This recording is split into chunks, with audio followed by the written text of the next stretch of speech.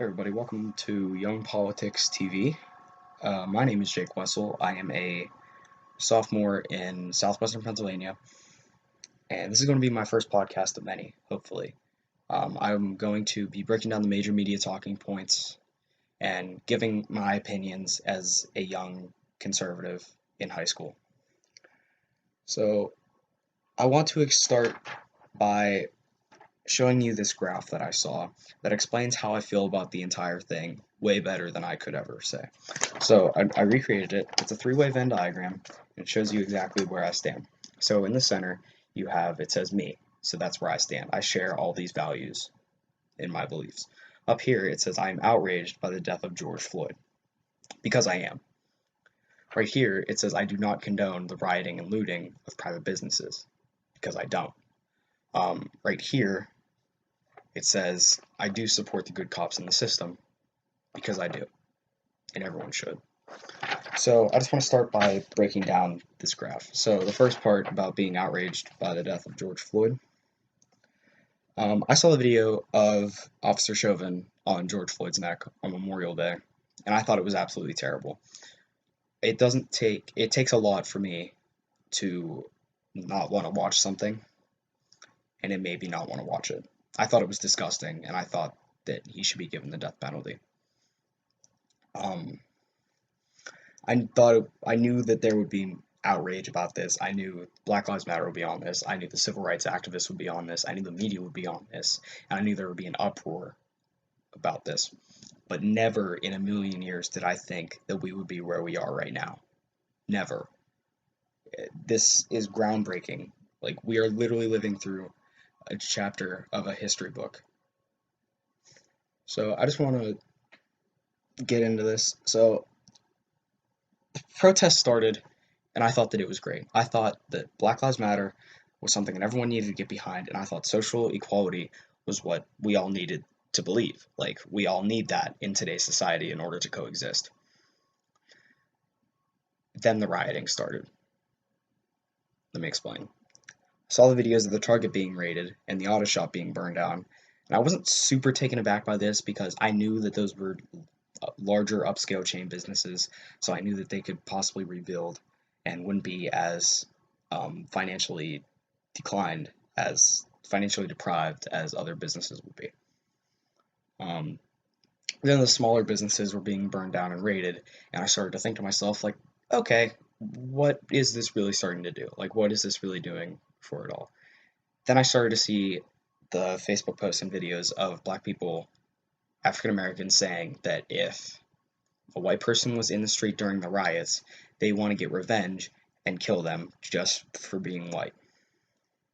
Then I started to lose a lot of respect for it all. I lost respect for the whole thing. So I started to go back on my points and think about everything critically. So I thought about the Targets and the auto shops being burned down.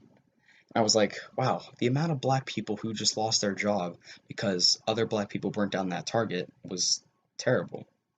Do their lives matter? Then I started thinking, wow, those small businesses that were African American owned were being burned down, and some of them weren't financially secure, like they didn't have insurance. Do their lives matter? Do they? So I started to realize that none of this was really in the name of George Floyd anymore. That it was about terrible people taking advantage of a crappy situation in order to get free stuff and further themselves. Now, I still support the overall idea that Black Lives Matter, because anyone with a little bit amount of decency should know that Black Lives Matter. But the movement itself, I really don't like anymore, and here's why. Because if all Black Lives mattered, then you would want to promote healthy eating for Black people. The top killers of Black people in America are heart diseases, health problems, and cancer. You would want to promote healthy eating, and you wouldn't be Hillary Clinton carrying around hot sauce in your purse everywhere you go, full of sodium, which kills people. And if all Black Lives mattered, then you would want to eliminate abortion. I'm going to read this to you from the CDC. In 2011, there were 360,000 Black babies aborted. 360,000. Remember that number. In 2011 alone, there were 287,072 deaths in the black community, excluding abortions. Think about that. 360,000 black people dead, 287,072 black people dead. But this number doesn't matter. Do those lives matter? So finally, if all black lives matter, then you would want to crack down on inner city black on black crime. Blacks kill 7,000 other blacks a year. But everybody wants to fight for the 9 black people killed by white people, black unarmed people killed by white cops in 2019. I'm not good at math, but I do know that 7,000 is greater than 9. So in my opinion, the movement is hypocritical because apparently black lives only matter when they're taken by a white person, but nobody's ready for that conversation yet because it doesn't fit the left and Black Lives Matter agenda.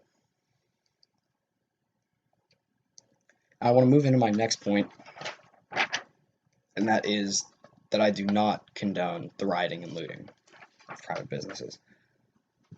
I feel like it should be normalized to not be okay with an innocent black man being killed and not being okay with the destruction of private businesses. I feel like that should be normalized. I can understand why you would want to destroy some of the bigger businesses because they can rebuild and won't be as financially detrimented as the other ones would be. But when you start burning down mom and pop shops that have been there for years, that families have put their life savings, generations and generations of life savings into that business, and you burn it down because of the actions of one cop, it doesn't make sense. It's not okay.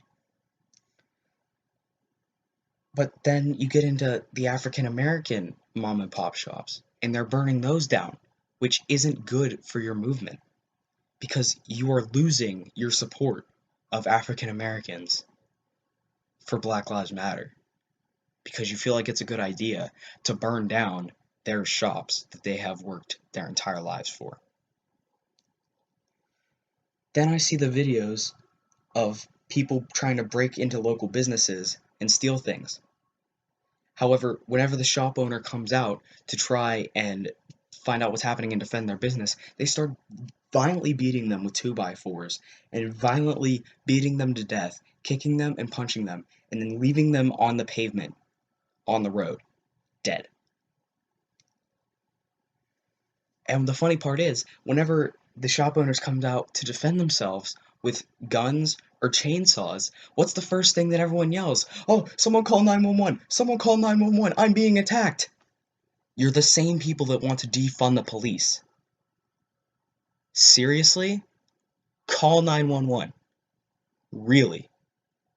And it's awfully good how the big celebrities like Megan Rapinoe, Steve Carell, and Lizzo are calling to defund the police. They have their own bodyguards and secret security. How does that make any sense? So you can stay safe and protected in your Beverly Hills mansions while we are still stuck here in an anarchist city trying to defend for ourselves. Trying to fend for ourselves.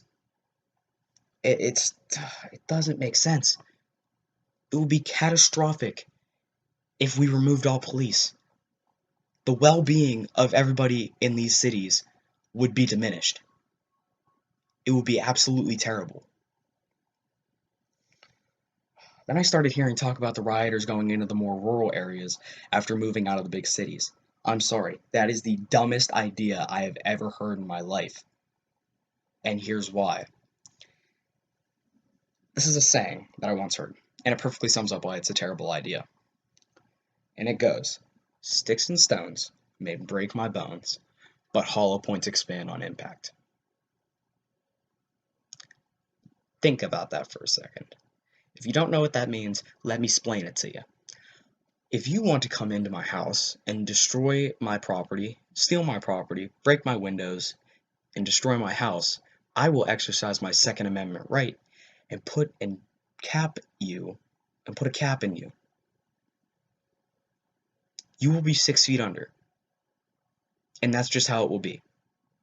Plain and simple. That's just it. End of discussion. So finally I want to explain why I support good cops. I don't know how people can be so ignorant as to say that there aren't good cops when they say ACAB. If you don't know what ACAB means, it stands for either all cops are bad or all cops are bastards. Obviously, there are good cops. The actions of Derek Chauvin do not represent every cop in the system. That would be like saying all white people are racist, all Muslims are terrorists, all Asian people have corona, all black people are criminals, and all Mexicans are drug dealers. See the problem here? You can't generalize the many for the actions of the few. That is just wrong and racist. In middle school, we had an officer come to my classroom. He sat the entire class down and told us, and I quote, this quote stuck with me, and I still remember it. He said, 99% of us in the police force would die for you, but it's that 1% that makes everybody look bad. Those people should not be on the job. You should not fear the police. You should rely on them. This is what everybody needs to hear. Every single person. Most common argument I hear about is why there are no good cops is that the system they work for is racist. The justice system and police system are not systematically racist. If that were the case, then basic training for police would say, oh, go out and shoot a black person. Go out and be prejudiced toward this African American. That's not what happens. I have family members, state troopers in Pennsylvania, state troopers in New York, neighbors who work for the Secret Service. That is not what they are trained to do.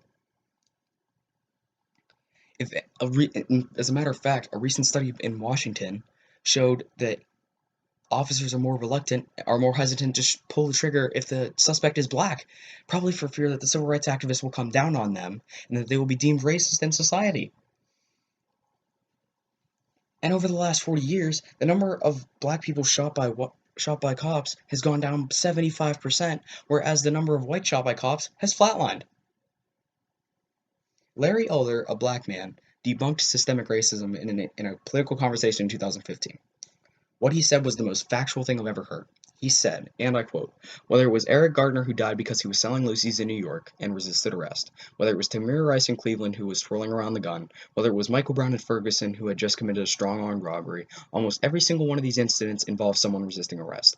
Why wouldn't you just do what the police tell you? My dad said when I get pulled over, have my hand at 10 o'clock, have my hand at 2 o'clock, say yes sir, no sir, make sure my paperwork is in order, and if I feel the cop is mistreating me, then get a badge number and deal with it later on.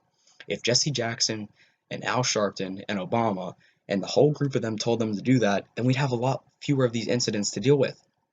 There are good cops. You guys are just too ignorant and don't want to listen to the facts to understand that there are good cops. Stop listening to what the left wants you to hear and start doing your own research. The final point I want to leave you with is about activism. So on Tuesday, June 2nd, 2020, people on social media across the world posted hashtag Blackout Tuesday on their Twitter, on their Instagram, and on their Snapchat. I, however, did not post it.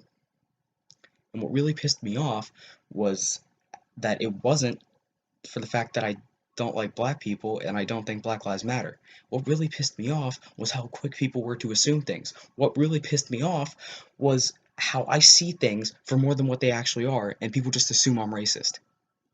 No, the Black Lives Matter movement is more than just a hashtag. It is about a people of a race fighting against police brutality and saying that no one should be killed based on the color of their skin. Although that number is very small, it's still a serious issue. If you posted a black screen and repost every single thing on Instagram to your story about how Black Lives Matter and about police brutality, then no, you are not an activist. I'm sorry. If you did not sign the petitions, if you did not text support lines, if you did not donate, if you did not attend a rally, then you are not an activist. That black square was just a black square.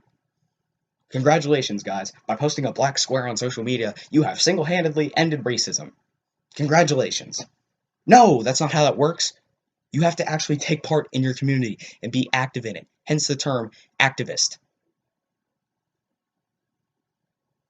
That's the definition of activism. And some of you are not doing that. You are not an activist. It is not an aesthetic. It is a serious issue that people have to deal with. You are not a good person because you tell yourself you are. I'm done pandering to you guys. If you guys liked what I said or agreed with what I said, drop it a like and give me a follow. I hope you guys have a good day, and I will see you later. See ya.